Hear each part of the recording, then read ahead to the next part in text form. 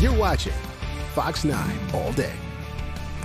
And welcome to Fox 9 All Day. It is Friday, March 21st. We're so glad that you're with us today for the next couple of hours as we are live covering whatever's happening here in the metro area and also really across the state, regionally, nationally. There really are no guardrails here. We just kind of go wherever the action is. And we've got a lot going on today. Our Paul Bloom is sitting right here. He's going to join us here in just a couple of minutes after we go through some headlines. But we're going to talk about a big story that he just broke here within the hour. Hennepin County attorney is going to stop using a forensics expert. This is somebody who's testified in criminal trials after this person is accused of now misrepresenting on his resume. So we're going to talk to Paul about that story, which is just now developing. We're going to preview the Frozen Four with Alexis Pearson. And then there are some fears over possible CDC cuts to HIV prevention. We're going to talk through that, kind of what we know, what we don't know with the executive director of the Aliveness Project. We're also going to go to Wisconsin. We're going to take a deep dive into some population numbers there. Some pretty surprising numbers on the rapid growth that is happening in Wisconsin. Lauren is with us today, and she is jumping on that parade of homes for us, so we'll check that out. Also, a little bit later, a former WWE wrestler is challenging Governor Tim Walz to a charity wrestling match. There's a lot to unpack there, so we'll do that with our resident WWE fanatic, who is Pierre Nugent. So we'll do that one in just a little bit. First, let's run through some headlines here for you. The first one, some kind of sad, discouraging news today for a dental clinic that we've done a couple of stories on now. We heard from Hope Dental Clinic late this morning. They have operated on uninsured patients in St. Paul for 60 years. And when we last talked to them, they were very concerned because their funding was running out. They had had this foundation, and the money that had been going for so long had sort of dried up. This is a one-of-a-kind full-time clinic that really draws thousands of patients from not only Minnesota, but regionally as well. 95% of the people who are there are volunteers. However, because it's dental work, it costs almost $100,000 a month just to stay open. And so a real need here. About a quarter of Minnesotans have no dental insurance. So what they were looking for was an angel donor, a Hail Mary type situation, so that they wouldn't have to permanently close. And we did just get the letter from them late this morning that unfortunately they are going to have to close. And just kind of taking a look at the letter here. Let's see. Simply not enough financial backing to meet the day-to-day cash flow. The last straw was the absence of renewed funding from a formerly perpetual funding foundation.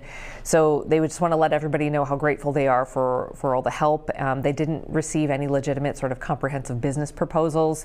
And of course, the angel funder was just unsuccessful here. So they have filed Chapter 7 bankruptcy, and they will be auctioning off all the equipment and furniture. Just a very sad situation, and hopefully someone somewhere, some organization can pick up where they left off and try to help folks who don't have that dental insurance. This has served a need for 60 years in our community. Also, just really quickly, we just wanted to pop this back in the headlines here. Search continuing for that man in the Rogers area who's been missing now for quite some time. 30-year-old Maurice Jackson hasn't been seen since March 7th. Last seen near the Gravel Pit and Crow River. And Rogers policing, they're still not sure if he's even in the area, not a resident of that area either. They've been doing water patrols, some aerial searches, drone searches using canines to try to find him. So again, if you have any information, just putting this back out in the headlines here, for sure contact Rogers PD. All right, could Eden Prairie be getting a new North End development? Perhaps. According to the Eden Prairie Local News, there is this conceptual redevelopment concept plan for the mall in Eden Prairie. It would be replacing the vacant JCPenney building, the parking lot, which is quite big, and then some interior mall space as well. They're saying, again, very early on, but it could include a hotel, apartments, offices, some retail, so a mixed-use space. And again, calling this a high-level concept at this point. If you want to read more details, the Eden Prairie Local News website has all of that for you. All right. Okay, we wanted to ask Paul Bloom to come on in and talk about a story that started bubbling up, I think, last night, Paul, and then you were able to get some confirmation on it today. But it seems like a pretty big deal here. Do you want to walk us through the latest developments in this particular because story? I think our viewers, some of them, especially our local ones, might even recognize this expert's name, Mark Lanterman. Forensic science, cyber security, does a lot of computer expertise. We've had him on quite a bit at Fox 9, but he does work for law enforcement, and as a result, he comes into court to testify in a number of criminal cases. In fact, he attests on his website that he's been a witness in at least 2,000 cases that he's testified in. And the Hennepin County Attorney's Office announced in a letter that it will no longer use his services in pending cases.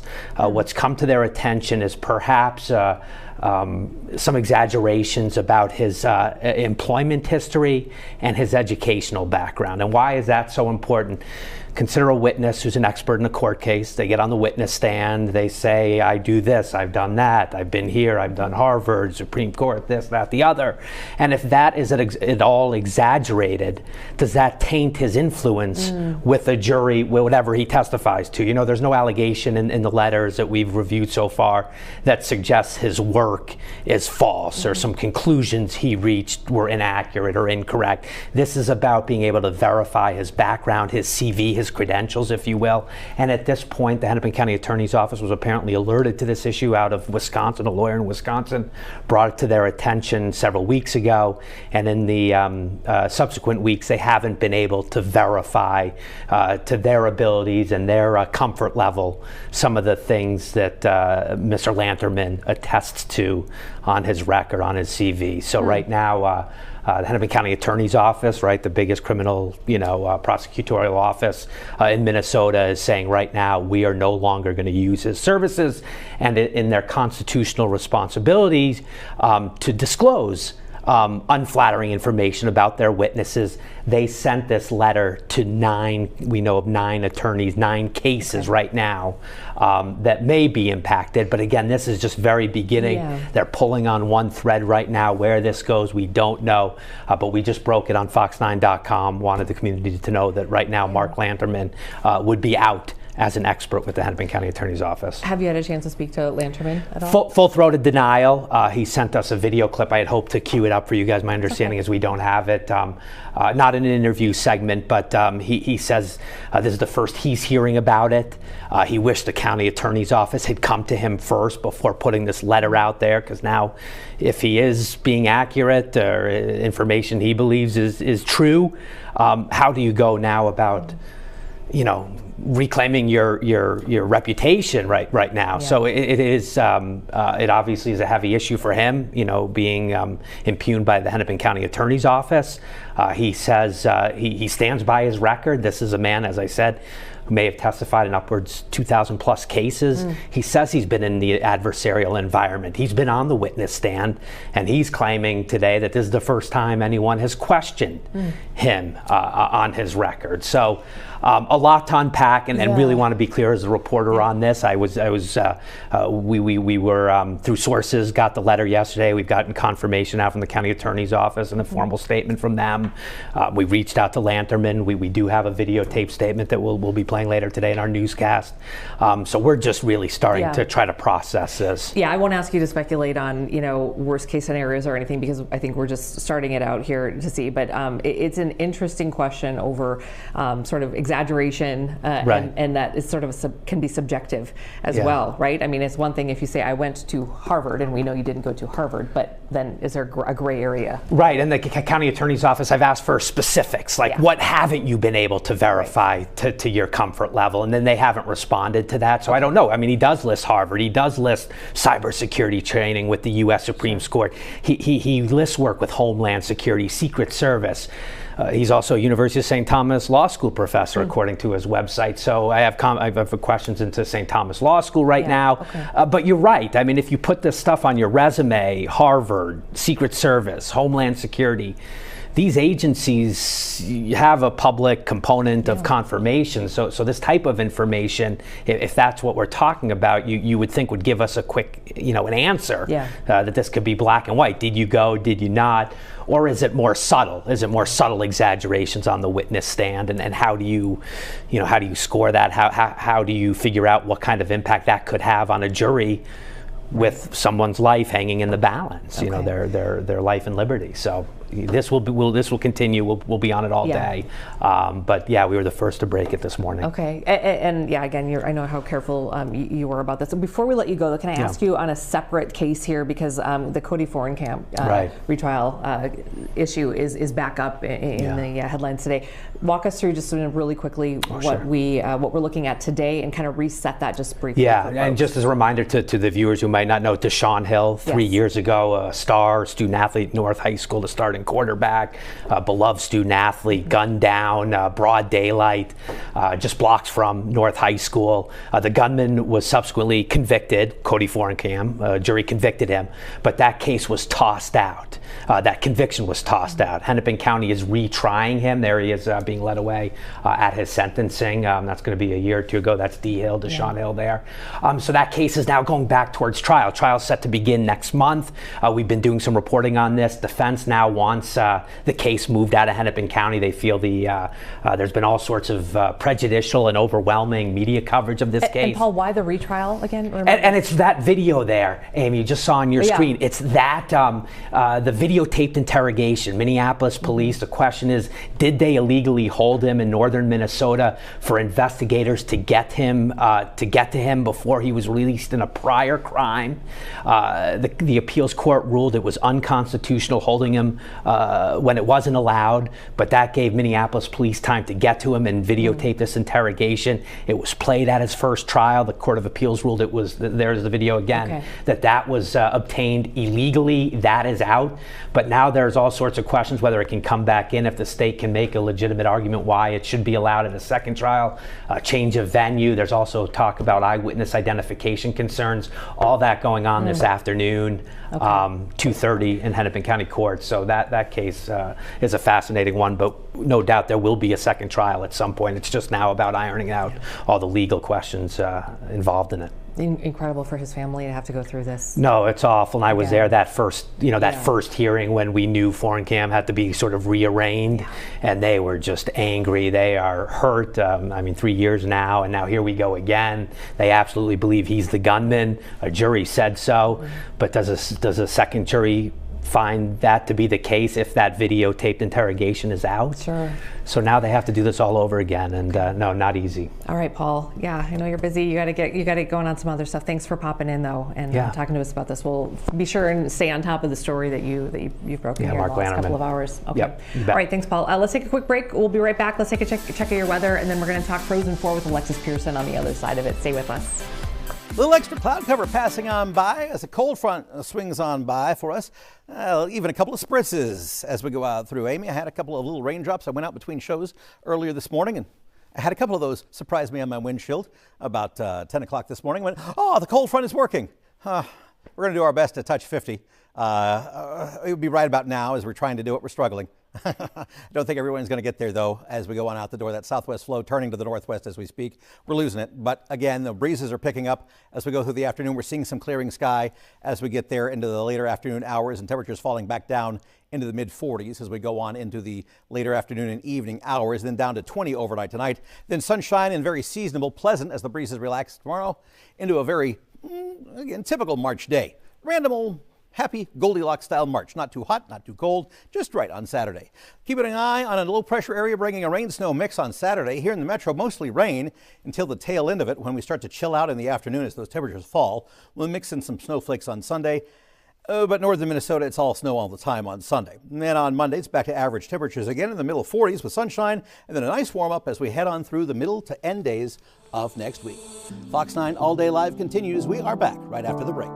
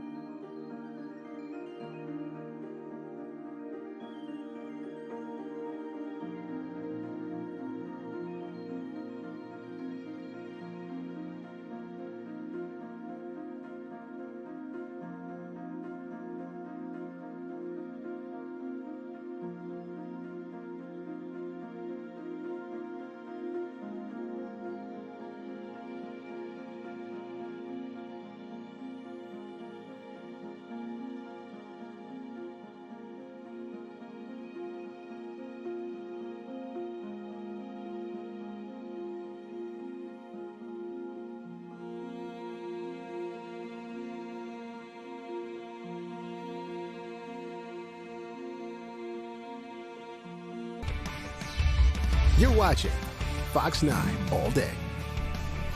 And welcome back to Fox 9 All Day. We're glad you're with us, and we're glad it's Friday. Happy Friday to you as well. Let's check some regional headlines now. Not going too far from the Twin Cities Metro, just south in Northfield. There is some work there to build a housing co-op for seniors. So anyone 55 or older can become a member. It's called Gracewind Cooperative, and they plan to build a new residential building there right near the hospital, not too far from St. Olaf. I guess about 47 units, underground heated parking. They're looking for more residents right now, though, and you can become a shareholder, which means you would actually own a piece of the building and the land, earn 2% equity on the share. So some different floor plans, and there's an informational session at the Edina Senior Center on March 27th, or you can check out the Gracewind sale. So yeah, an opportunity there. It always throws me off when it's a senior living area, or senior living building, and they're like 55 and older. And like, God, I'm not like quite there yet, but also it always just throws me off. The whole, that's right there knocking on the door. All right, let's check some other headlines for you here regionally in Baxter. So a man working for DoorDash runs into a Taco Bell to pick up the order, and while he did that, his car was stolen. Police have issued this arrest warrant now for a 22-year-old by the name of Tyson Sumner, and police say the DoorDash driver just went inside the Taco Bell to grab the food for a customer, like they do, came out, saw the car was gone. There is some surveillance video from the Taco Bell, but yeah, we always tell people, and I am not good at this either, but Baxter, you wouldn't think that kind of thing happens there, but it does. So just don't leave your car running under any circumstance. Okay, let's let's do this. This will be fun. Let's have a fun conversation with one of our familiar faces here on All Day Live, Alexis Pearson. We got to talk Frozen 4 and all things hockey. So Alexis, thank you so much for joining us. And from the car today, I love it. Yes, from the car today, running some errands, but wanted to pop in. So much hockey talk this time of year, so much sports in general. I mean, this is a great time of year. Couldn't pass up the opportunity. It really is. So yeah, I literally texted you about, an hour and a half ago, and I'm like, can you come on? Because there's just so much. Normally from your closet, today from the car. We're loving it. So talk to me about the Frozen 4. What do we need to know other than we're hosting, we're in it, there's just so much. Yeah, there's so much, and I mean, this is great. This is the time of year that we love. You've got college hockey going on. You've got the NHL is getting close to playoffs. PWHL is getting close to playoffs. Of course, it's basketball season for the March Madness time of year. So a lot going on, and yes, hosting it is always fun because you get a chance to showcase our love for hockey and a place to have people celebrate the great game. And this is the time of year we look forward to. So it's a really fun time. How about the semifinal showdown tonight? Can you walk us through it? So, I mean, I like the Gophers odds. You got two great teams, right? I mean, that's the best part of this time of year is you're getting down to the thick of it. And so I know, Wisconsin's great, Minnesota's great, and you're seeing so many great players coming out of these schools, working in the professional realm. You're seeing these names over and over again. And when you look at these schools, it's schools like Wisconsin, it's schools like Minnesota that are filling the professional ranks. So you're going to get a really good matchup. I know Minnesota, the underdog in this one, but I got to go with the hometown team. I'm going to go with the Gophers. Okay, so is it number one Wisconsin, and then is Minnesota? Is it 4? 4. Yep. Okay, I love it. Tell me a little bit about. I guess we want to talk a little bit more about some other hockey if we can. Can we take you from this to something else? Every time we have you on, I always want to make a point to talk about the Frost because you do such a great job with them. And they sometimes get lost in the shuffle, even though they shouldn't. They're amazing.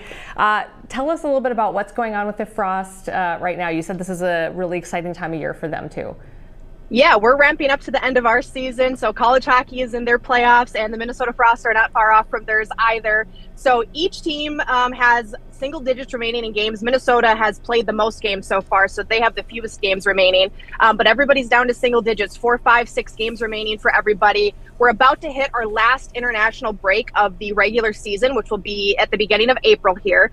And then when we get back from that international break, everybody is going to have 3 games remaining, and then playoffs start at the beginning of May. It's like May 7th or 8th is our first day of playoff games. So right now, Minnesota's sitting in 4th place. They're 5 clear of the 5th place team. and they're 10 behind first place Montreal. So they're kind of right on the fringe there. Definitely plenty of time to still secure up that last spot. And Ottawa, who is chasing Minnesota for that final spot in the playoffs as of right now, just lost their starting goaltender to injury about 4 or 5 days ago. And she was a big reason they were even kind of hanging around in the picture. So that definitely makes it tougher for Ottawa to make a push here. We'll see if Minnesota can hang around in that fourth spot or even move up. There's a lot of room to move up still with a few games remaining. And are the Frosts healthy, Alexis? As of right now, yes. The last time we talked, they were they had a lot of injuries. They were dealing with some illnesses, but as of right now, everybody's looking good. And that's what you want at this time of year. You don't want to be trying to nurse injuries and bring players back from injury at this point in the season when you're getting so close to the playoffs, fighting for that playoff spot. But right now, everybody's healthy. Their goaltenders are healthy. Nothing looming for them as far as big things that they're trying to work back from. So that's always a good sign. Okay, can you bring us up to speed on the Wild? Because again, last time we talked, we were in a much different place. How are they looking right now? You know, injury wise, and then for a while it was like let's just kind of tread water and get there, and then we hit some bumps. But you know, where are we here on March 21st? Yeah, so this team I go back and forth on every single day. If you asked me again in an hour, I might feel differently about them than I do right now. It's been tough. I mean, they have had a terribly incredible bad luck with injuries right now. And even the other game. So they've already got Kirill is out of the lineup. You've got Eriksson Ek is hurt. Jonas Brodin is hurt. Marcus Foligno is hurt. Marcus Johansson is sick. And then in the last game that they play against Seattle, you've got Spurgeon leaves the ice. Nobody knows what's going on. We come to find out it's actually just his laces on his skate were cut by a skate blade. Oh. So everyone thought he was hurt. He comes back, thankfully. Marco Rossi, who hasn't missed a single game in his 2 full seasons of NHL hockey, takes a knee to the inside of the puck, a puck to the inside of the knee. We think he might be hurt. Sounds like he's going to be playing. He was practicing today, which is good news. And it sounds like Brodin potentially could be back tomorrow as well. He was skating today as well. So some good news on the injury front, but they are still trying to bring back some key players. And at this point in the season, they're just fighting for a wild card spot. I mean, it seemed like for a while, one of those top 3 spots in the division was going to be theirs if they could just continue to play good hockey. But all these injuries start to hurt them, and now all of a sudden they're fighting for a wild card spot.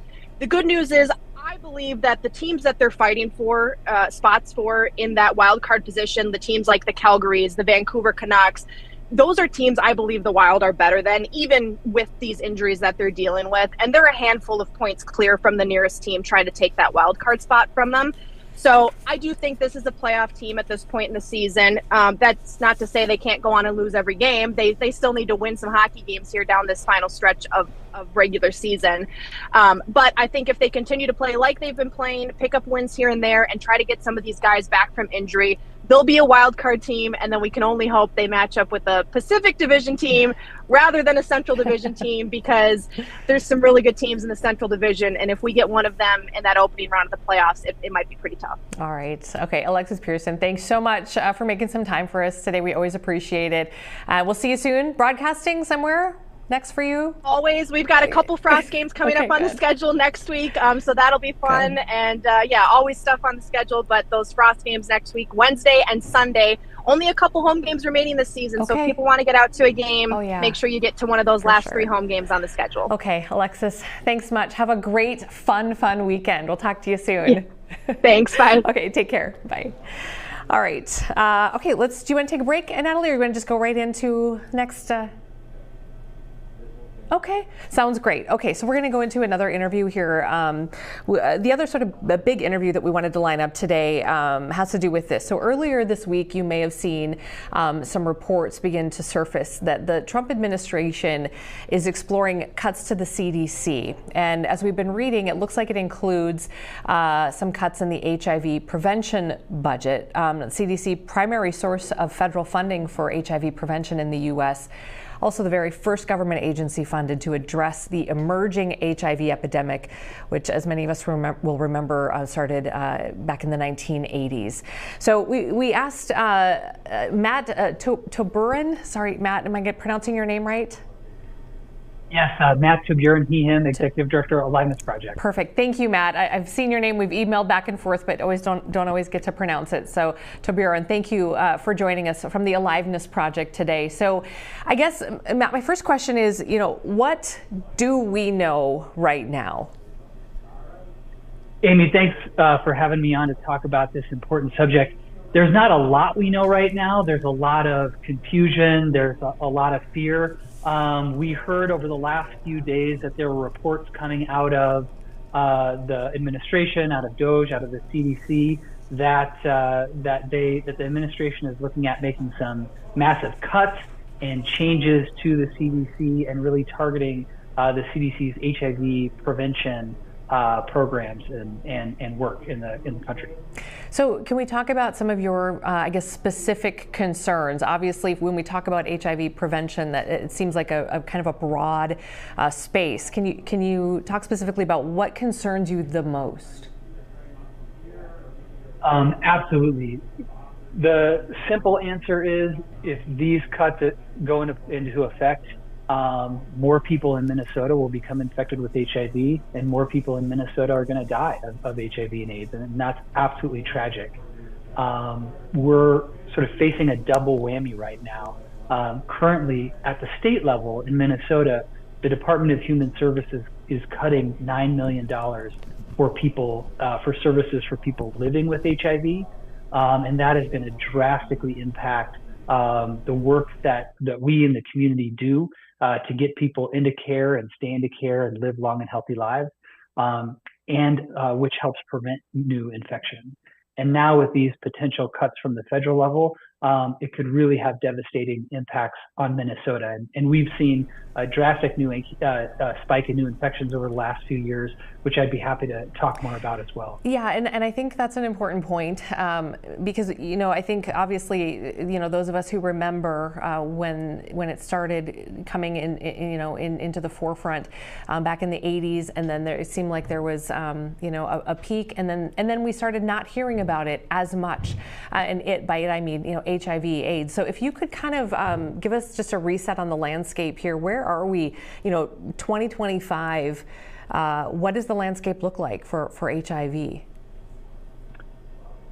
And it's a great thing that we aren't talking about it a lot, and then it's not in the news. However, that creates its own problem. So in 2025, there is still no cure for HIV, and that I want to make sure that folks are aware that there's no cure.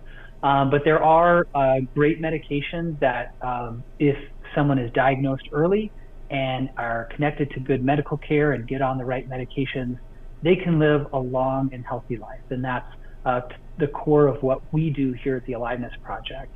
In Minnesota, we have about 10,000 folks living with HIV and AIDS in the state. All throughout the state, every county, every legislative district, there are folks with HIV. Many of your folks, it might be your neighbors, and you might not know. And we see roughly about 300 new HIV infections a year. What is really shocking for people to learn is that we're currently in an official HIV outbreak in Minnesota, as declared by the Department of Health. This is the first time in the history of the epidemic that the health department has declared an official HIV outbreak. And this started during the pandemic and has continued to go on.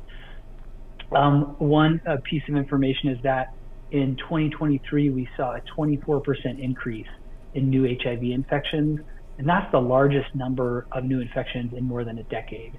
And so at a time when we are when we have these additional challenges, when we're seeing this spike and this outbreak, now is not the time to take our foot off the gas pedal. Because, Amy, we can end HIV in Minnesota. We have the knowledge, we have the tools, we have the medical care. It's about putting the pieces together and supporting folks who are falling through the cracks, making sure that they can get connected to the right resources. And we can get there. We can get to an end of AIDS. And we're so close. And that's why it's just so heartbreaking to see these threats coming at the federal level. Matt, is there any data or any insight into why it started to, the number started to go back up? In Minnesota, the spike in new infections is largely tied to the homeless encampments, intravenous drug use. We've seen a significant spike there. I think also because of the pandemic, folks weren't getting the health care and connected to health care. And so that was also creating part of the problem too. And particularly with our young folks and young communities, really making sure that they have the education and knowledge that HIV still exists, is still in the community, and still is something that you need to be aware of and protect yourself. Mm-hmm. I'm curious what your messaging is to those who live this, who are in this community, who are experiencing anxiety and fear, because as we've been talking about this entire segment, there's nothing really that's set in stone here. There's nothing we know for sure, and it feels like we have to sort of ride this line between not trying to, fear monger, for lack of a better term, but also address the reality of what this could do. I'm curious what you've been telling folks. That's absolutely right. There's a lot of fear, a lot of uncertainty. Uncertainty creates a lot of fear. What is heartening to me is to see the huge outcry of support from the community across our state and across the country, of the HIV community and people who love people living with HIV, reaching out to their Congress folks and letting them know how important these programs are and what the impact would be if these cuts were to go in place. So we've seen really strong response. Encourage any of your viewers to reach out to their elected officials to let them know that this is important to them. There's been some really strong responses going back to the administration. And so I think part of the problem is that you kind of, they want to go in and kind of move fast and break things, and I think they might not fully understand the impact of what some of these changes could make. So the best thing that we can do is educate our lawmakers, the administration, on what these programs do and the real impacts on real Minnesotans and real people's lives. And that can be the best thing that we can do to make sure that these important services continue. All right, Matt Taburin, Executive Director of the Aliveness Project here in the Twin Cities Metro. We really appreciate your time today. Thank you for joining us. Thank you. Okay, let's take a quick break. Yeah, Natalie? Okay, great. We're going to talk to Lauren Endrago coming up soon, from St. Patrick's Day Parade to the Parade of Homes today. She's got parades covered, and she does a great job out there, so we're going to check that out. And then also, do we have some ducks on Lake Phelan? Okay, thank you to Van Shea, photojournalist, for getting some peaceful moments for us today.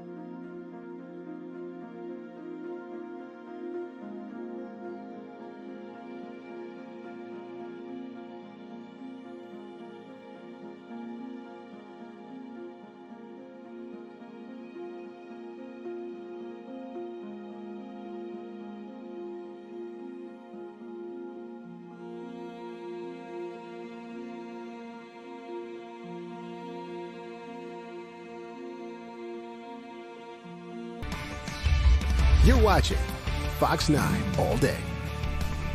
Welcome back to All Day Live. We celebrated the first day of spring this week, and the Spring Parade of Homes is back in the Twin Cities. Apparently, this is the largest, also longest running homes tour in the country. A couple of times a year, you know, you see hundreds of new homes opening up their doors, people looking for inspiration, dreaming, you know, about what it could be. There's always so many great ideas, and it's free. It's free. Our Lauren Andrego is at one of the homes. Lauren, you're in Minneapolis. What'd you find? Yes. Oh my gosh, Amy, I wish you could be inside this house. This is spectacular. I'm on 40th Street in Minneapolis. We're right in between Lake Harriet and Bede-Makaska, full of beautiful homes. It's a dream of mine to live around here someday. And although that's probably not in my immediate future, anyone can come tour these houses. They've been able to for all of March through the first week of April for the Parade of Homes. I'm going to talk about this home a little bit with Brittany, the designer of this spectacular spot. Thank you for your time today. Tell me a little bit about the style. We're in the kitchen right now and it's beautiful. There's some browns and tans. We've got this gorgeous countertop. Tell me a little bit about this space. So this particular home, we really leaned into the Scandinavian modern. So keeping finishes minimal, embracing natural materials, white oak. We did elm flooring, which is pretty new to the scene in general, but we've now done it on a handful of homes. It gives it that soft, warm color without the yellow of the white oak. We also embrace the natural countertop materials. So this happens to be a granite, which typically when you think of granite, you think of, you know, the early 2000s, 90s. But in this case, you know, looking at the natural stone, picking the right slab, it turned out beautiful.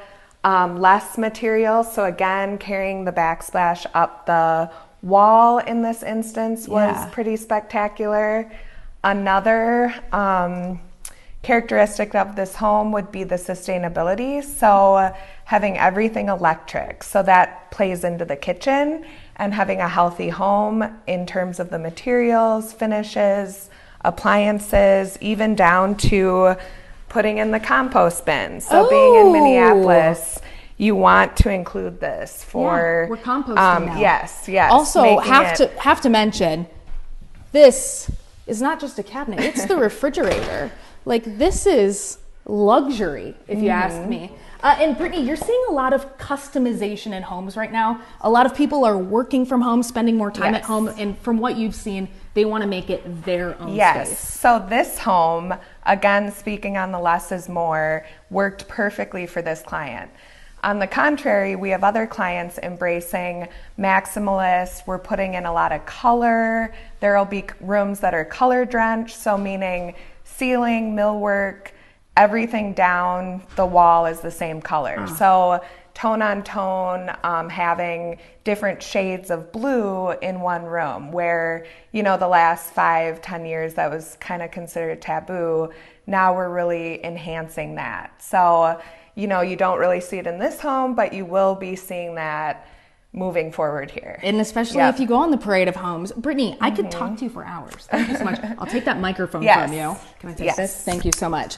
I want to introduce you to one more person. This is Chad. He built the house. Chad, wonderful work. Thank you so much for your time. Can we go upstairs? Yes, absolutely. And while we do it, can you tell me about this staircase? Because this is a trend you're seeing right now. Yeah, we've been doing these kinds of floating staircases for a number of years now, but they remain super popular with our clients. You have that kind of missing riser there, so it allows you to kind of see through and feel that floating effect. It's really a stunning kind of piece of art in the houses that. As Brittany mentioned, Scandinavian minimalism. Yes. The owners of this house who live on the other side, they are from Finland, and there are signs of that in this home. Yes, absolutely. One of the biggest signs probably is our client was insistent that we have a sauna in both sides of this room. So this is the main bedroom. It's huge. There's windows all around it. You can see this beautiful Minneapolis neighborhood. And let's go back here, Chad. We should mention that the Parade of Homes tour is happening right now. We've had a couple different people stop in already. Look at this. Tell me about this, Chad. Yeah, so again, she was insistent that everyone should have a sauna in their life. A sauna. And this particular one is clad in some just beautiful cedar. It's a custom-built sauna that we built into their primary suite here. So that is fantastic. And so from this space, it's not a duplex, it's a row home. Tell me what that is. Yep, so it's a side-by-side row home. Both sides are condoized, so each side could be sold separately from one another, but our clients are choosing to live in one half and then use this other half as a rental property for additional income during their retirement years. So Chad, you're saying that maybe someday I could stay in this place. Absolutely. Oh my gosh. Tell me about what you love about this home. It's beautiful, like you had said, and like how Brittany told us before, warm colors are really in right now, and this kind of minimalist design. Yeah, minimalist design I think helps for sure. Some of the large windows, there's tons of sunlight in all 3 levels of this house.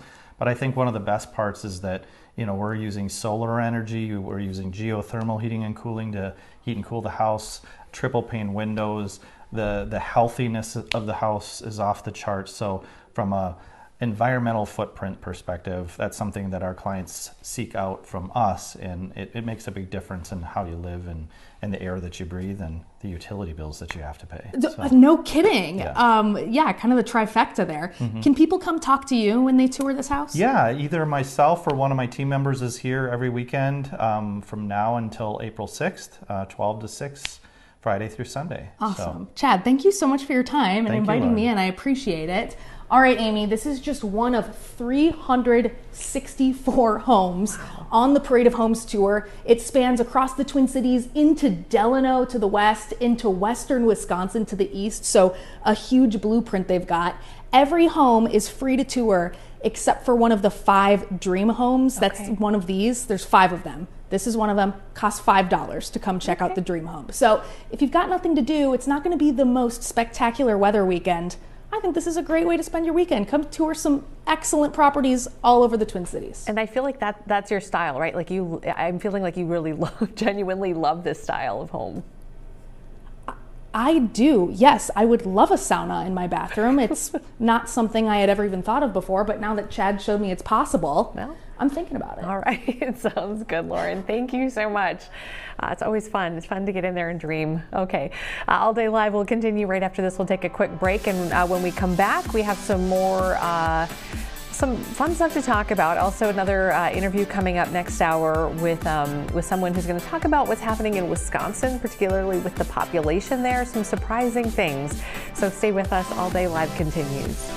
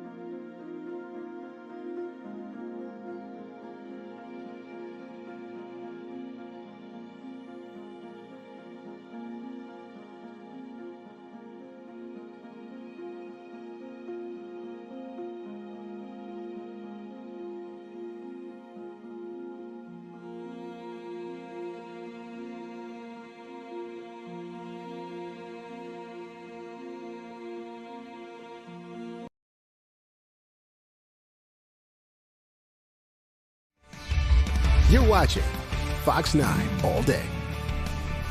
Welcome back to Fox 9 All Day. I'm Amy Hawker. Natalie Bringer is in the... It's okay. Where's Lori? It's okay. Yeah, she's trying to pull up Lori. Lori just finished with Enough Said and thought, well, you know, if I can make it, I want to make it for talkers, and so we're just trying to see if we can get on. Lori, we just can't see her video, so we can talk to her maybe she in a can grab second. Paul's mic and run in here really quick. Can she Yeah, do Lori, that? if you can hear us. Can you hear us, Lori? Run on in. Well, conference room. while we're doing that, do you want to talk about dog names? Yes. So there's been a list released of the most popular dog names. And of course, number 1 is Luna, which has been either number 1 or in the top 3 for years. And my dog is named Luna. There she is. There's Luna. She's a little sweetie, but it's so funny because at the vet or wherever we might go, there's always so many Lunas, or at dog parks, it's Luna everywhere.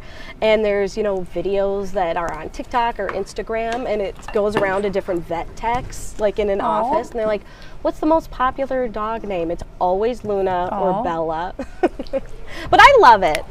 I'm a big fan of Harry Potter, and so that's where that Luna came from. Okay, Lori is in here now, but we don't have a mic for her, so can you hear her on my mic? Hi there. Oh no! Oh no! Oh, there we go. Okay.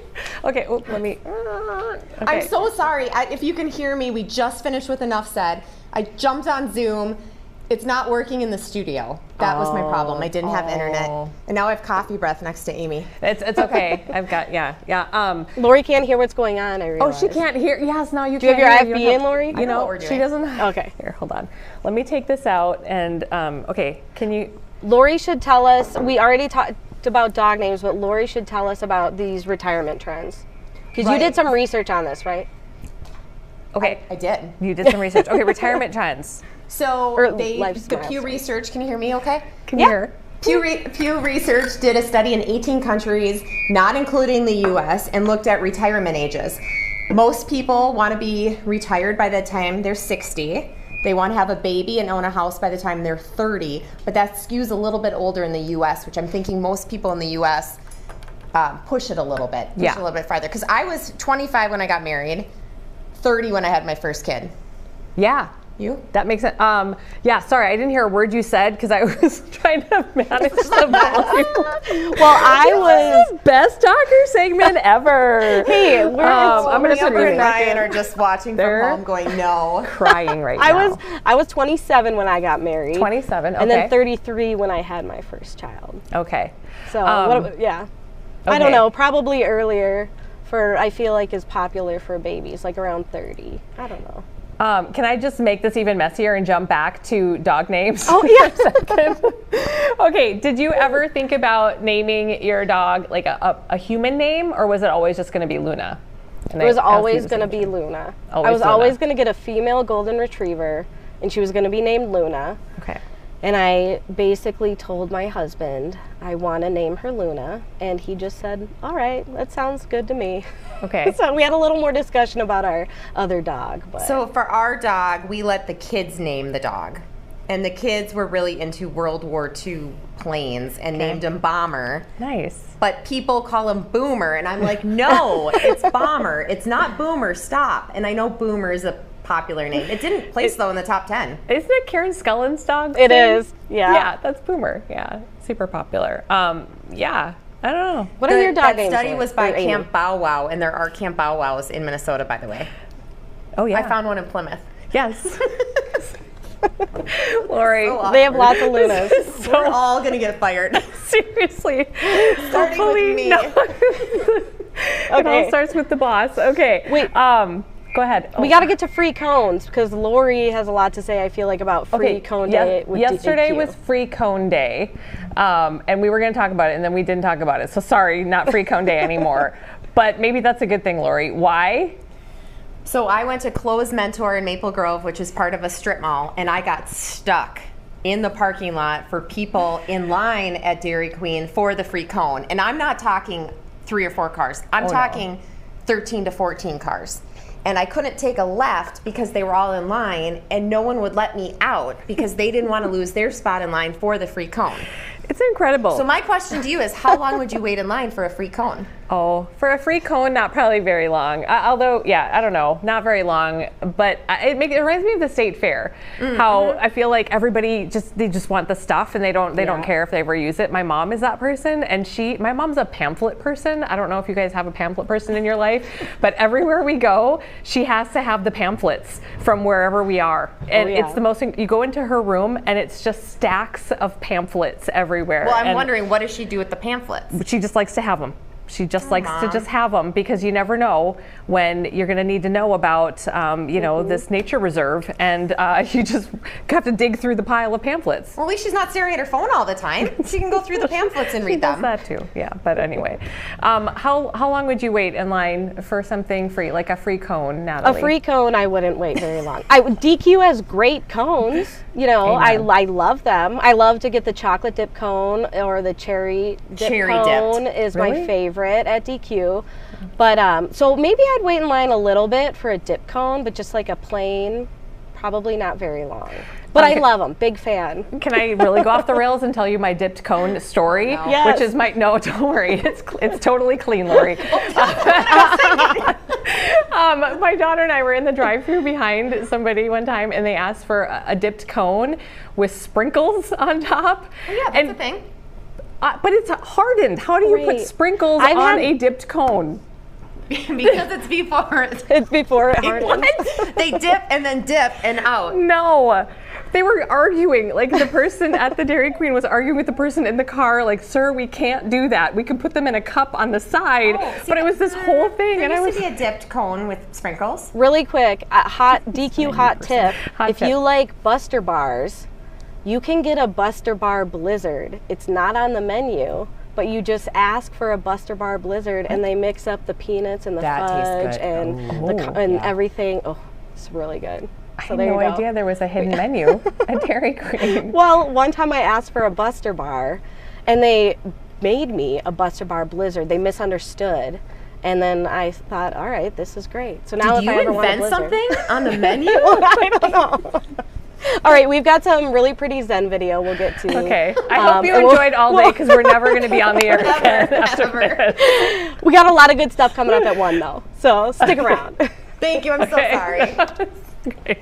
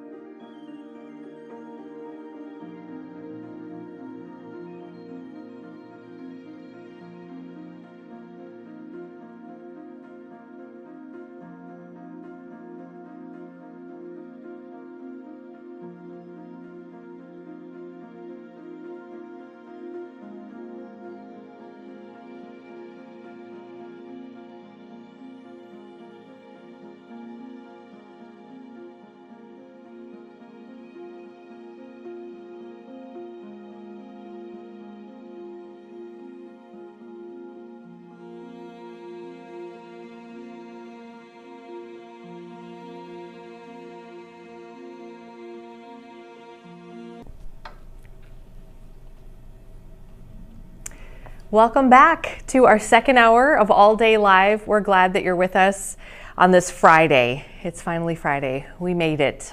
Big weekend for sports, for college sports.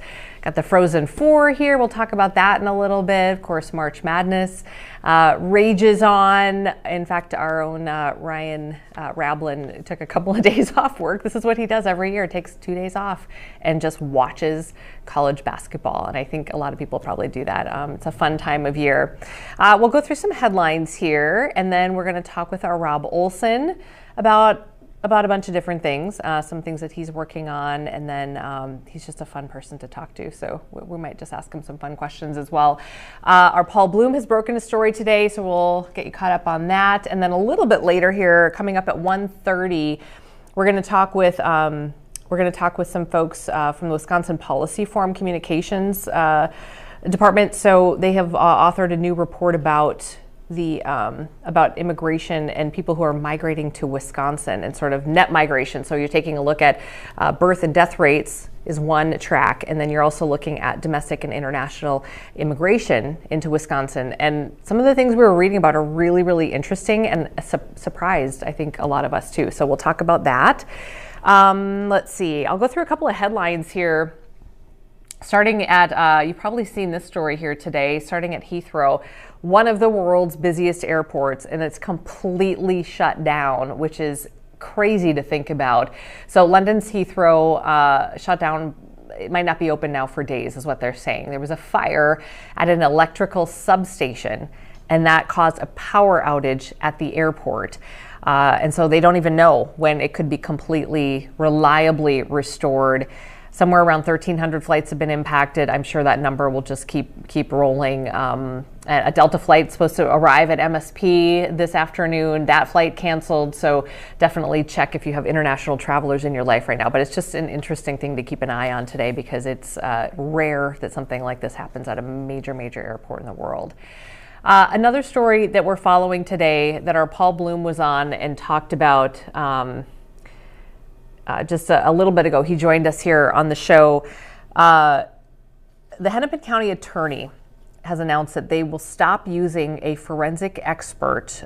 They say this man is accused of misrepresenting his resume. So we're talking about Mark Lanterman. He is the Chief Technology Officer for Computer Forensic Services. The Hennepin County Attorney's Office has sent a letter now to, Paul said, about 9 attorneys who have been involved in cases where Lanterman's firm has provided some forensics expertise during trials, and essentially warning them that Lanterman's credentials need further scrutiny. He's been frequently used as a digital forensic expert in court cases. He has told Paul that this is the first time that he's hearing about this, and he really wished that the Hennepin County Attorney's Office would have reached out to him first. He had not heard any concerns before this letter was sent out. So as Paul told us here just a short time ago, this is in its infancy. We're just starting to look into this, so we have no idea what sort of impact this could have, because they're just starting to pull at the strings right now to do a deeper investigation into Lanterman's background. So just looking through some notes here. Okay. Yeah, you check out fox9.com. We have the complete story on there, and then Paul is on this today, and he'll be covering this during our newscast a little bit later on this afternoon as well. But definitely big news dropping there, and we'll see where this goes, if anywhere. All right, let's check in with our Rob Olson. Where in the world is Rob Olson? He's in his car. We love the car shot. Rob, how you doing? Oh, mute, unmute. Mute, unmute. Are you muted? No. Am I muted? Oh, there we go. We got it. It's just like COVID times, Rob. You're muted. Yeah, no, I was not muted. Yeah. Natalie. That was all me. I'm sorry. That was all Natalie. Kidding. Okay. How you doing, Rob? I'm good. Thank God it's Friday. Oh. It's been a tiring week, that's for sure. Okay, so let's we can talk about some of the things that you're kind of looking into today, if you've gotten somewhere on those stories, if you want. But what I really wanted to talk to you about is the fact that you've been covering the Feeding Our Future trial now. It was about, what, 5-6 weeks of testimony. And then we had this verdict come down relatively quickly. So I guess kind of overview on this for you, somebody who's covered many trials, high-profile trials in your career. What do you have to say about this one in particular? This one, it'll be interesting to see what happens now, because this one, there was a trial that we covered last year that was kind of April, May, June. I think the verdict came in early June, and that was a similarly length trial, but that was also 7 defendants, and these were people that had been indicted for various roles in Feeding Our Future, meal sites, vendors, etc. And so, prosecutors have sort of clumped defendants together because it's, with 70 defendants total, although there have been 37 guilty pleas.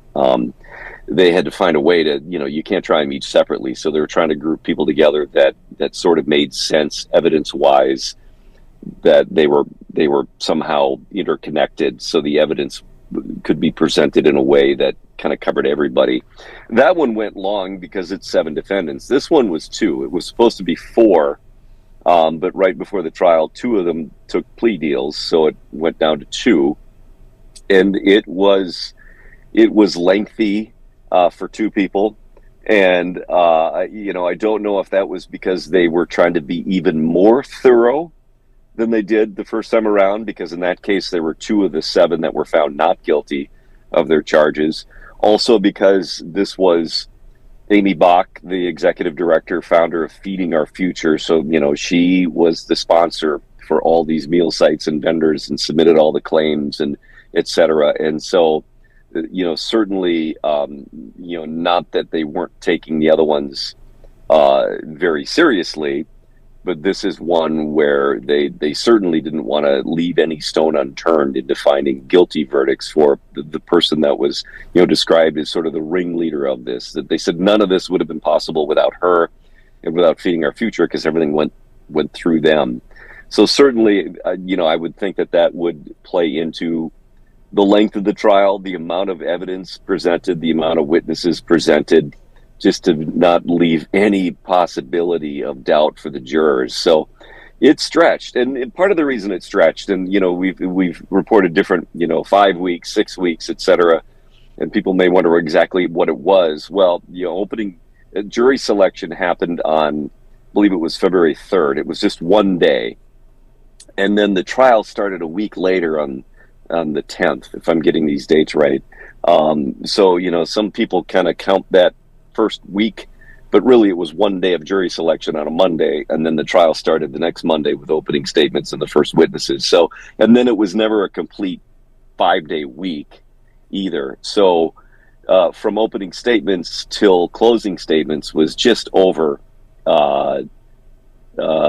getting into 5 weeks, 5.5 weeks. It was getting into the 6th week of it, but it was 19 days total of witnesses and testimony, and then 1 day of closing statements. So it lasted a while. It stretched out, but I mean, that jury was inundated with documents, paperwork. It was very much a paperwork trial.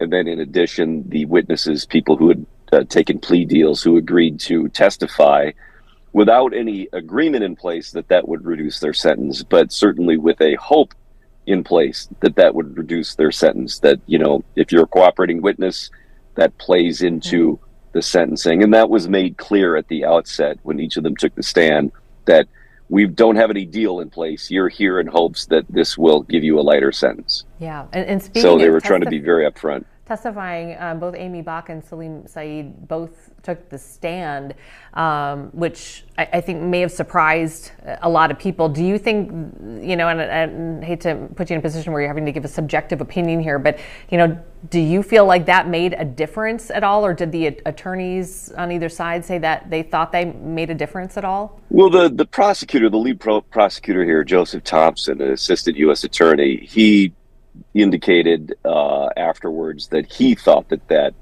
certainly made a difference, because he thought that the jurors were able to hear things that didn't add up from them. So he thought that that went a long way. Kenneth Udoybach, Amy Bach's defense attorney, had the opposite view. He thought her testimony was very helpful to the defense in being able to explain it. So again, that's all subjective, certainly coming from the attorneys and which side they're on about whether it helped or hurted or hurt. Pardon me. Both sides thought that testimony helped them. Certainly, what you get with both of their time on the witness stand for us, and you try to put yourself, you don't know what the jurors are thinking, but you're kind of trying to go along with this. If I'm a juror and I'm hearing all this, which we are hearing the same stuff, how would this impact our perception here and our thoughts? And certainly it showed that there were a lot of explanations that maybe didn't quite, I don't want to say they didn't make sense, but maybe they didn't quite explain, that there were explanations, but they didn't really jive with some of the other either testimony or the evidence that had been presented. And so that leaves you, as a juror, certainly with a lot of doubt about how much faith do I put into what they're telling me here on the stand. One example of that was when Amy Bach was asked about these board members who said that she'd asked me to be on a board. Yes. And I said, yes, I would help her out. But then I never attended a meeting and didn't know anything more about it. She was asked about the meeting minutes that then she submitted to the state as required by a nonprofit, that they said we were not at these meetings, did not make a motion, etc. She said these minutes were what I typed up based on informal conversations that I had with these board members.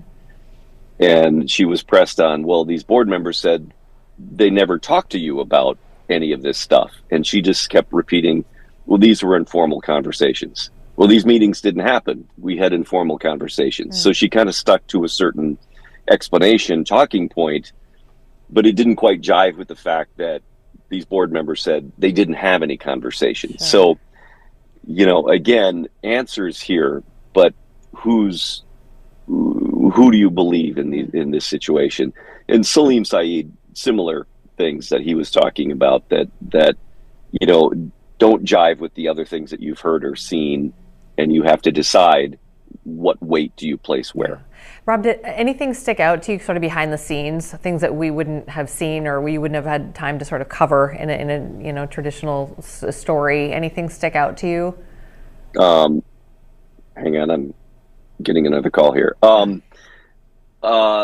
you need to take it, just take it. It's fine. No, that's fine. The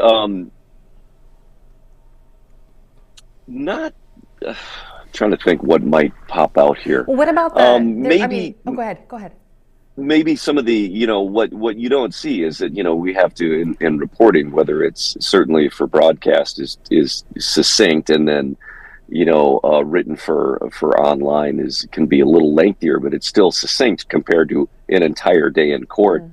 What you don't see is there's so much repetitive questioning, what seems repetitive, and but really trying to hammer home some of these points on testimony that really build the case, and then the cross-examination from the defense attorneys, which kind of tries to explore things, and that's what can stretch everything out, is sort of the redundant repetitiveness from the prosecution in a way that's not asked and answered objection, but in a way that sort of covers the same sort of ground, but with different elements to them to keep that going. And then the defense that's doing a cross-examination that is really trying to explore where there might be something that they can, an avenue to go down. And so what you don't see is sort of the way it gets drawn out.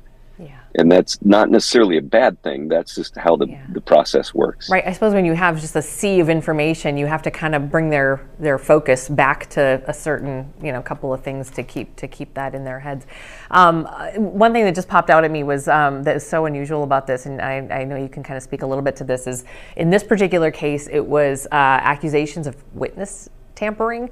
And then in the first trial, there was like a bribing allegation of bribing, which, you know, you've covered a lot of these, and I don't anticipate that's something you've seen a whole lot in your career.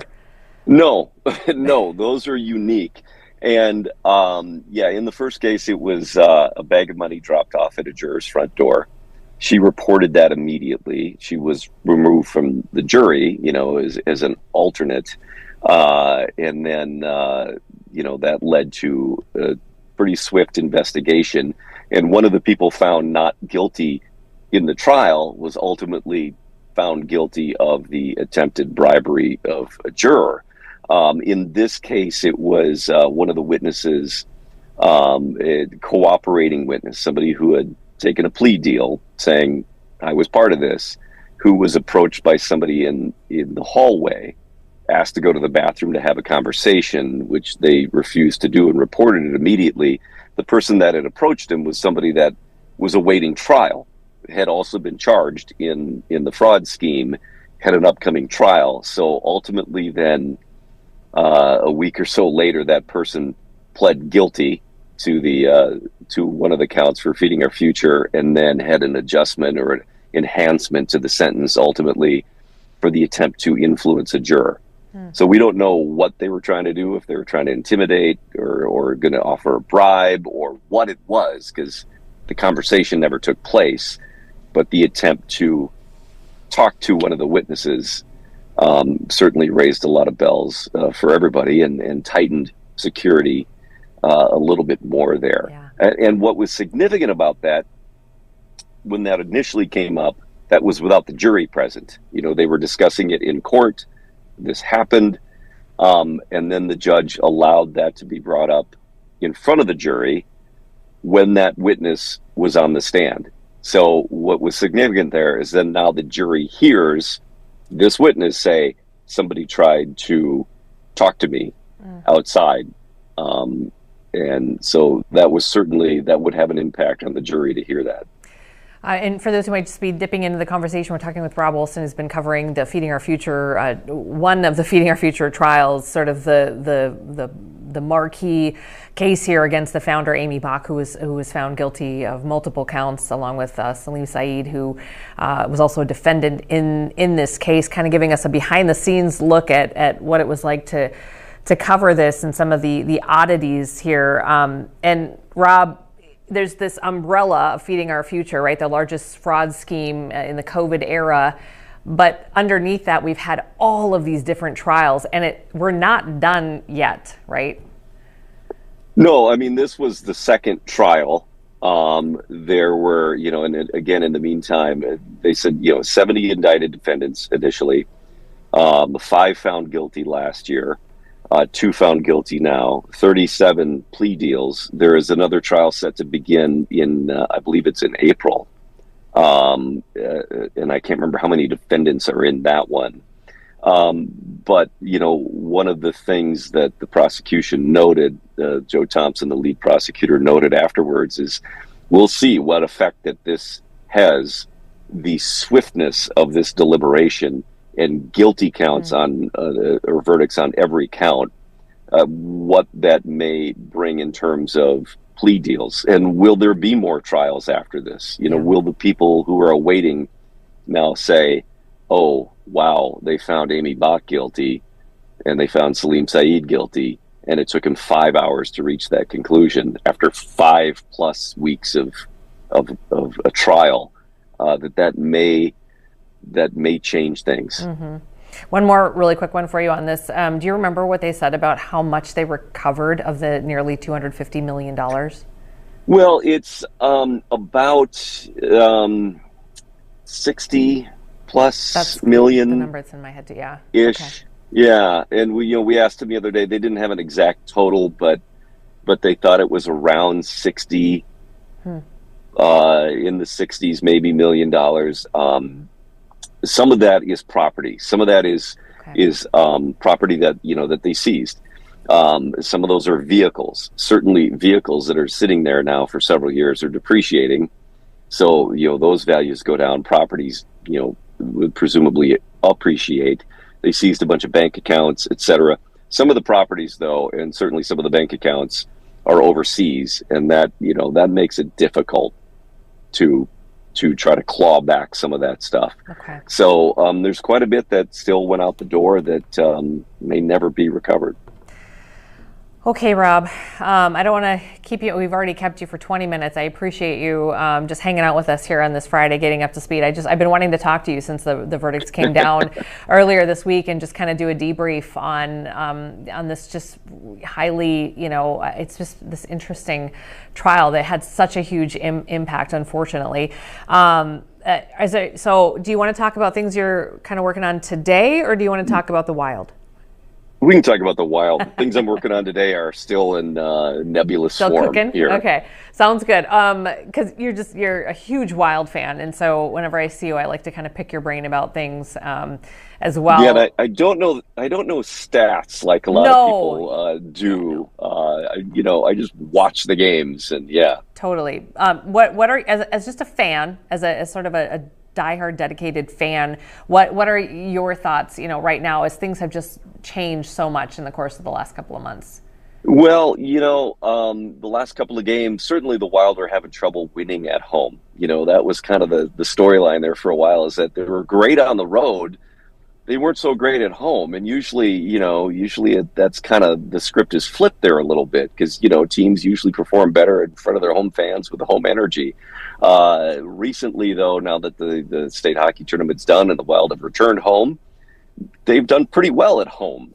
You know, but then again, you have to take that into the context of the teams that they were playing and where they stand at the standings, and you know, should they have, you know, done well at home against who they were playing. But they really have been streaky in terms of some of the games you watch them, for example, the power play. And you're like, what are they doing? You know, this looks kind of lifeless here.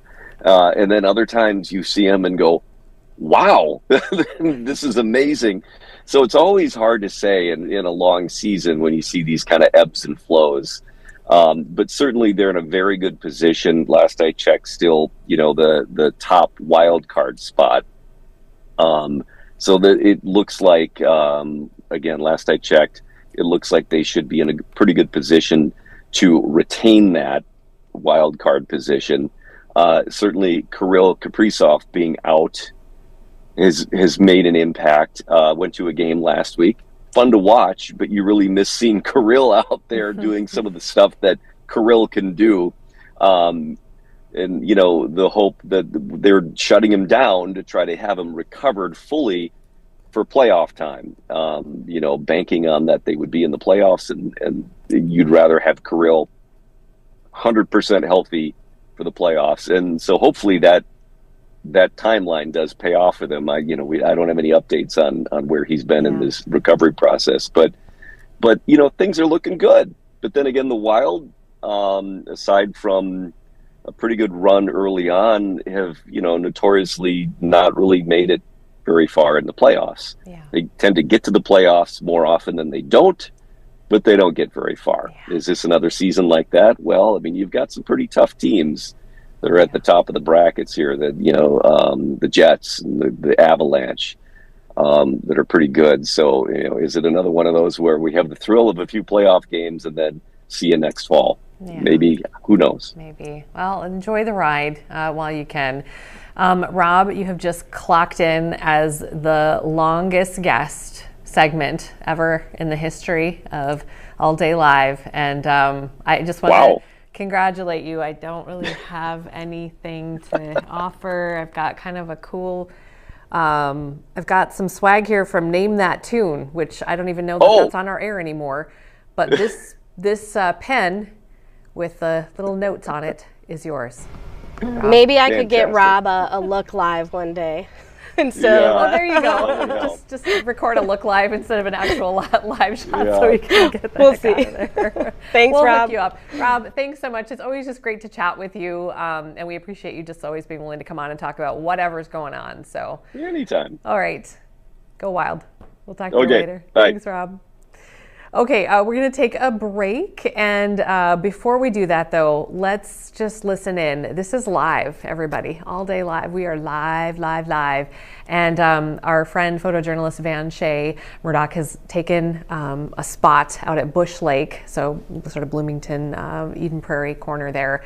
And we're just going to let this kind of breathe for a little bit. And when we come back, we'll have more of All Day Live.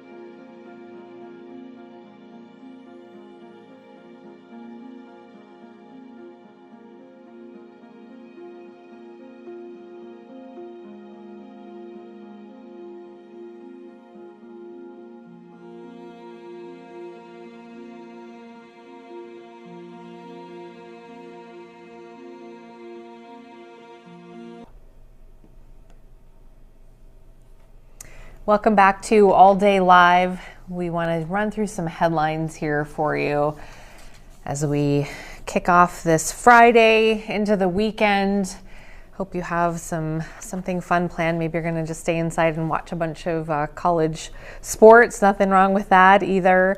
Let's see. Let's go through this. This was an update that I got early this afternoon, late this morning, an email that came in that was very disheartening and kind of sad, but it's an update on a story that we've covered here a bit on Fox 9.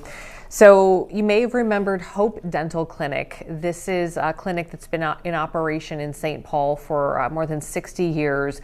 They help uninsured patients have their dental work done. It shut down a couple of months ago because of a lack of funding. This, again, it's a one-of-a-kind, it's a full-time clinic. They draw thousands of patients from all over Minnesota, but not just Minnesota, Wisconsin, Iowa, because there's really nothing like it. 95% of the people who are there are volunteers as well. However, because of the nature of the work, it costs about $100,000 a month to stay open. And we received a letter late this morning from them basically saying that unfortunately it was an excruciating decision, but it looks like they're their funding. They had this renewal funding from a formerly perpetual funding foundation that has just dried up. Their sort of last chance Hail Mary was to get the word out through sources like us and see if they would receive any sort of a comprehensive business proposal. They were open to really anything, but their last ditch efforts unfortunately were unsuccessful. So they have unfortunately filed for Chapter 7 bankruptcy, and they will be auctioning off all of their equipment and furniture. And it's just they'll leave a huge hole in that community and beyond. As I said, they serve so many people and have for more than 60 years, but it is just sort of, as they say, and as we've heard from other nonprofit groups, it's a really hard time right now. Even in a state like Minnesota, where we are so philanthropic, it's the funding is really drying up in a lot of cases for organizations like this, who depend on the generosity of foundations and other donors. So just wanted to give you that update. That full story is on fox9.com if you wanted to go check it out. And then another regional story here that we wanted to bring up is in St. Louis County. So there is apparently growing support there for a 4-day school week. That district in St. Louis County considering this change to trim a $1.5 million budget gap. And there have been some community meetings so far talking about this potential change, and mostly positive reviews from parents, which is interesting, right? I guess it depends on the age, but there's childcare is always that issue that kind of jumps to the forefront. And what would you do? It's one thing for a couple of hours after school, but in an entire day, if it was a Friday, for instance. So definitely following that story, and we'll keep you up to date on that. And then in Duluth, the U.S. Coast Guard there has finished ice cutting in the Duluth Harbor. So shipping season right around the corner. Lake Superior is sitting at about 9% ice coverage, and most of that, they say, is in Whitefish Bay. So every year, Port Authority, Visit Duluth, they have this first ship contest. Many of you are going to know about this, and most people are guessing that the first salty, otherwise known as an ocean-going vessel, would come into the harbor March 29th. So I don't know, Natalie, if there's some sort of, do they hold like a contest on their website or anything? Hold on. Oh, it's up. There we go. Yeah, they do. I think that you had to already have everything submitted already. Sure. But I worked in Duluth for a long time, and I would participate in it, and it's so fun to see the salties, to see any ship going in and out of the harbor. Like if you're ever up there, the Port Authority has the schedule on their website for every single day, so just like get over into Canal Park right in the harbor there and see the lift bridge go up, see a ship go through. It's so fun to see like the 1,000-footers. Yeah. I just love it. It's and then you can wave, and they're all the people on the ship are out there waving at everybody, and yeah, it's just fun. It's really cool to see. Yeah, it's a great tradition for sure. Yeah, I love it. That's awesome. Okay, so so up next, we're just gonna take another beautiful look at Bush Lake. Vanche's out there, so we'll go to break and we'll be back. We're so grateful to Vanche today. Yeah. We were like, go find us a beauty spot and just set up, kick back, and we'll just come to you live throughout the show. So we've got some geese now in the shot. I love it. All right, we'll be right back. All Day Live continues right after this.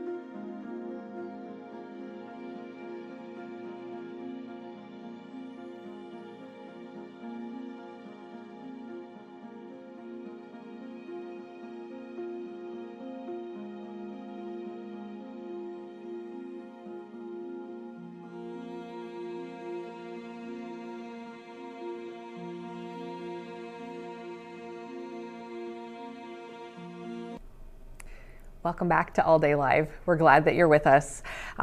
People are immigrating to Wisconsin, the highest level they've seen in 20 years. That's according to some new census data. So we wanted to dive into this a little bit more and try to understand where we're at and the trend. So joining us now is Mark Sommerhauser, the Wisconsin Policy Forum Communications Director, also author of this report. Thanks for joining us. Okay, it's great to be with you. Yeah, so I just going to rattle off a couple of different things here, and I'll ask you a question. So more than 28,000 people migrated to Wisconsin last year, 22,000 of those people coming from outside the U.S. So I guess as we talk about net migration, can you first of all just sort of give us a baseline understanding of what that is? Yeah, absolutely. So net migration just refers to the comparison essentially of people moving in and out and moving in versus moving out of a given geography. And that's kind of broken down into two components, or the Census Bureau does, and a lot of demographers break it down into two components. One is international migration, so people coming into a given state or county from some point abroad outside the United States, versus domestic migration, which is referring to people who are coming into a given geography from some other place within the U.S., some other state or county. And then how does like birth and death rates factor into this, if at all? So there are essentially three components of population change in any given geography. One is international migration, as we just mentioned. One is domestic migration. And then the third piece is natural change, which is just simply births minus deaths in a given state or county. Okay, and so where we're seeing the surge, as I'm kind of taking a look at the graphs here and the data, is in the international migration piece. Am I right? So can you walk us through just that one section of things and what you're seeing now and in, I guess, the last few years? Yeah, so and we have some visuals that you're probably looking at with our report that I think do a good job of kind of detailing this. But yeah, what we really have seen is that in the last 3 years for which we have data, so we're breaking this down into year periods that go from July 1 to June 30th. So for the period starting July 1st of 2021 and going through June 30th of 2024, we've seen a really sharp uptick through the census, the U.S. Census Bureau estimates, which I should say are the numbers that we're referencing here.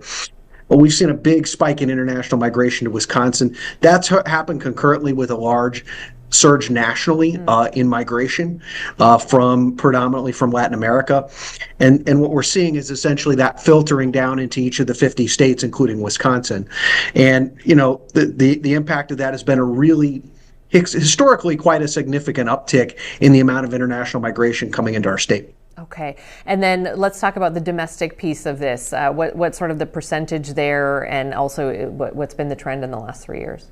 Yeah, so I think you had mentioned, you know, about 28,000 net migration within the last year to the state of Wisconsin. About 22 was coming internationally. That left a little more than 6,000 residents estimated to have come into our state via domestic migration. While that continues to be a smaller piece of the overall net migration pie to our state, we have also seen an increase in domestic migration that I would say has been significant compared to pre-pandemic years, I would say. Okay, and then that birth-death rate number, is that kind of a wild card? Is that the one that's the easiest to kind of try to predict? And where is Wisconsin on those numbers? I think that one is in some ways easier to predict because that's the one for which we have the best data, right? And we have birth certificates, we have death certificates, so we have really reliable data on the number of births and deaths within a given state or county. You know, long term it can maybe be difficult to predict. In the shorter term, it can be easier to predict, and we've seen a pretty interesting trend in that area, both in Wisconsin and nationally. We've seen a pretty steady decline nationally in birth rates, and we are at a point where that is sort of being juxtaposed against the aging of the baby boom generation, the very large generational cohort that's now getting into its 60s and 70s, and sort of, you know, the juxtaposition of those two trends is pushing our state and many other states from a place where as recently as the 2010s and certainly in the 90s and the aughts, we were seeing significant population increases each year from natural change in which births, you know, significantly outnumber deaths. That's no longer a given in Wisconsin and in many other states. Births last year did modestly top deaths by about 2,000. In the near future, it seems very likely that we could break even in that area or get to a point where we're seeing, a few more deaths than births. So that's the other piece of this that our report sort of sought to analyze, is kind of how that trend is sort of interacting with the other trend around migration. And before we get into a little bit more about how this looks kind of on the ground, just one more clarification kind of on the data and the numbers here when we talk about, vast majority of the growth happening in the international, immigration into Wisconsin. Can you clarify for me? Because I think I know the answer to this, but I'm not sure. An undocumented immigrant, for instance, can participate in the census. Is that right? That's correct. Yes. So yes, and obviously there are going to be inherent limitations to the extent to which an undocumented individual is going to be captured in these data sets because of concerns about responding to a census and so forth. So, these estimates are certainly not perfect, but they do give us, they're some of the best numbers we have to kind of capture these trends in real time. Okay. So, Mark, why do these numbers matter so much in local economies? You took a look at the state here in this case, not county by county, but in the economy for, say, Wisconsin. Why are these numbers important? Yeah, I think there's a lot of reasons why they're important. One would be our state's economy. We have seen worker shortages in a lot of critical industries. Healthcare is one of the first ones that comes to mind that have been, really affecting the ability of healthcare providers to provide those services, especially in a lot of our rural areas and smaller communities. And that, we've seen that occurring even at a time where our state's population was growing, right? So, as we now enter into this new reality in which births are no longer going to reliably outnumber deaths and population growth is not sort of baked into the cake, if you will, the possibility that our state's population could stagnate or decline really only raises the possibility that those worker shortages could really intensify quite a bit. So means nothing, but what happened in 2021? Let's see here. As I was looking at the graphs, there were everything was up on the top, and then all of a sudden in 2021, everything sort of dropped below. Was that, or am I just looking at that wrong? Yeah, I'm just trying to pull up the. and I wish I wish we could show it to our folks here. We're just a tiny bit more limited. Obviously, yeah. So, do you know what I'm talking about? I'm sorry, my computer is being a little stubborn here, but it's okay. There were a lot of things happening in 2020 and in 2021 with the pandemic. That were having an impact on a lot of migration patterns, and I'm guessing that's what you're seeing. Let's see. And are you looking at figure 1 here? Yeah, it was figure 1. Yeah, with net migration being way down in 2021. So I don't have a complete answer for you for exactly why that happened. I can tell you that a lot of these numbers went pretty haywire in 2020 and 21, not just in Wisconsin, but in a lot of other states and geographies. So my guess is that it's a vestige of the pandemic in some respect, but because we did see net migration down in a lot of places in those two, sort of acute pandemic years. Keep in mind as well that what's labeled here as 2021 actually would be capturing, July 1st of 2020 through June 30th of 2021. So that really is actually capturing some of the most intense acute months of the pandemic right there.